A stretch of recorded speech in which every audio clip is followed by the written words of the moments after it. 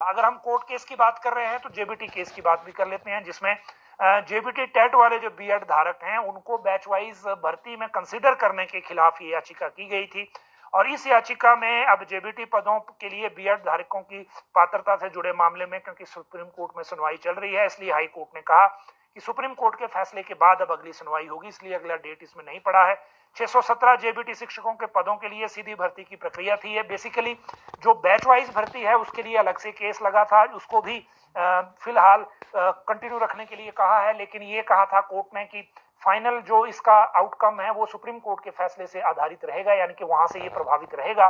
और ये वाला केस दूसरा है जो डायरेक्ट भर्तियां हो रही हैं 617 पदों पर, ये पहले से चल रहा केस है। इसमें भी अब हाई कोर्ट ने कहा है कि सुप्रीम कोर्ट ने क्योंकि जजमेंट रिजर्व कर रखी है, तो जब वो जजमेंट आएगी तो उसके बाद उसमें बात करेंगे कि इसमें आगे हुआ क्या ऑर्डर है। लेकिन इनके साथ एक महत्वपूर्ण बात क्या है कि जो क्लास 3 की भर्तियां कैसे होंगी, जिनको लेकर सब लोग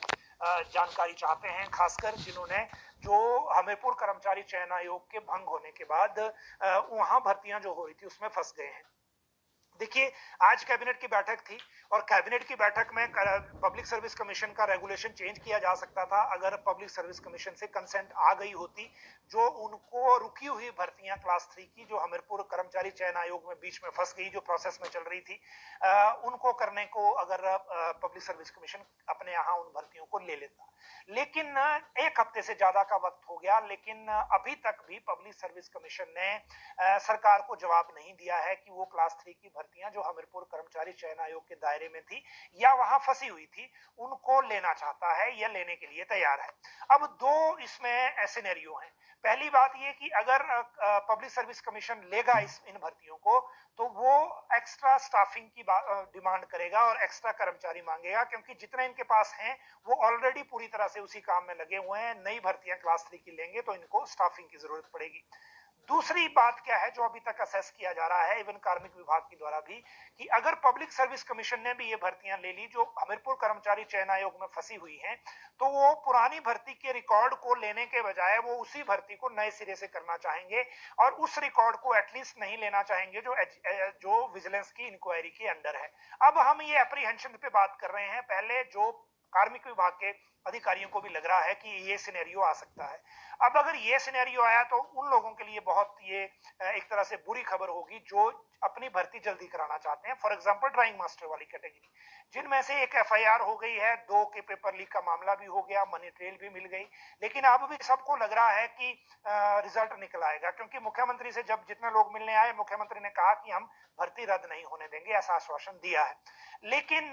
पब्लिक सर्विस कमीशन भी अगर उस भर्ती को नहीं ले और उस रिकॉर्ड को हाथ ना लगाए तो फिर वो कैसे होगी, ये एक बात है। अब दूसरी बात ये है कि अब मुख्यमंत्री बाहर हैं, 9 तारीख को आएंगे। अब कैबिनेट की बैठक होगी बजट सेशन से एकदम पहले या फिर बजट सेशन के दौरान, क्योंकि 14 तारीख से बजट सेशन है, 17 तारीख को मुख्यमंत्री का बजट भाषण है, तो 14 और 17 के बीच में तो एक बैठक होनी है जिसने बजट अप्रूव करना है।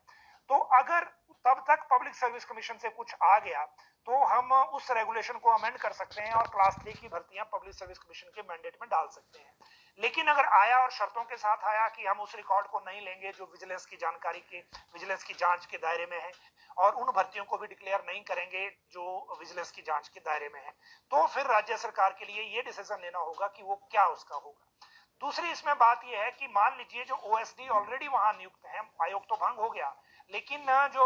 टेक्निकल एजुकेशन के रजिस्ट्रार हैं उनको ओएसडी लगाया हुआ है, क्या हम उनसे रिजल्ट डिक्लेयर करा सकते हैं कि नहीं? तो वो संभावना भी बड़ी रिमोट है। उसकी रिमोट इसलिए है क्योंकि अभी तक तो जो ओएसडी हैं उनसे कार्मिक विभाग ने एक डाटा मांगा था, जो वहां कर्मचारी सरप्लस हुए हैं उनका रिकॉर्ड भेजा जाए, वो रिकॉर्ड सरकार को नहीं दे पाए हैं अभी तक भी। और वो रिकॉर्ड इसलिए जरूरी था क्योंकि वो रिकॉर्ड आने के बाद एक ऑर्डर पास होना था कि इनको सरप्लस पूल में डाला जा रहा है। अभी तक तो मुख्यमंत्री ने कहा है लेकिन कागजों में सरप्लस पूल में नहीं डाला गया है। इतना जरूर है कि उन कर्मचारियों को कहा गया है कि वो वहीं घर में रहें, अपने घर में ही रहें और हमीरपुर में ही रहें, उनको शिमला नहीं बुलाया गया है या उनका स्टेशन नहीं बदला गया है। लेकिन उनको ऑप्शन बाद में मिलेगी उनको किस विभाग में एडजस्ट किया जाएगा, और सरप्लस पूल में उससे पहले उनको डालना इसलिए जरूरी है क्योंकि फिर उनकी सैलरी निकल पाएगी, और सरप्लस पूल में डालने के बाद ही फिर फाइनेंस को केस जाना था कि इनकी सैलरी किस हेड से निकालनी है, क्योंकि कर्मचारी चयन आयोग का हेड जो है वो खत्म हो गया है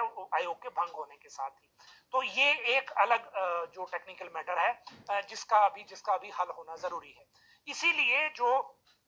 तीसरी बात इसमें यह है कि नई भर्ती एजेंसी या नया आयोग जो बनना है उसके लिए दीपक सानन की अध्यक्षता में एक कमेटी बनाई जा रही है, जिसमें डॉक्टर संदीप भटनागर जो पूर्व आईएएस हैं वो होंगे और पूर्व आईएफएस हैं अजय कुमार वो भी होंगे, और डायरेक्टर आईटी जो है उसमें उनको रेगुलेट करेंगे। लेकिन उस कमेटी में भी दीपक सानन को चिट्ठी भेजी गई है कि आप बताएं आपके टर्म्स ऑफ रेफरेंस क्या होंगे, टीओआर क्या होगी, किन नॉर्म्स पे आप ये काम करना चाहेंगे। तो जब पहले वो जवाब देंगे फिर उनको अपॉइंटमेंट के ऑर्डर होंगे, किन शर्तों पे होंगे वो पता लगेगा, तो फिर उन्होंने टाइम लेना है तो नई एजेंसी बनने में तो वक्त लगेगा और उसमें हो सकता है 2 महीने 3 महीने भी लग जाए। लेकिन जो रुकी हुई भर्तियां हैं वो पहले प्राइम कंसर्न है और इसी वजह से ये सारी चीजें जो सिनेरियो है वो मैंने आपको बता दिया। और अभी राज्य सरकार के पास भी अभी कोई ऐसा मीडियम नहीं है जिससे वो नई भर्तियों को लेकर डिसीजन कर सके जब तक कि पब्लिक सर्विस कमीशन हाँ या ना नहीं करता। और अब हम इंतजार कर रहे हैं सिर्फ पब्लिक सर्विस कमीशन की कंसेंट का, फिर कार्मिक विभाग के लोग उसके अलावा आगे सरकार से बात करेंगे।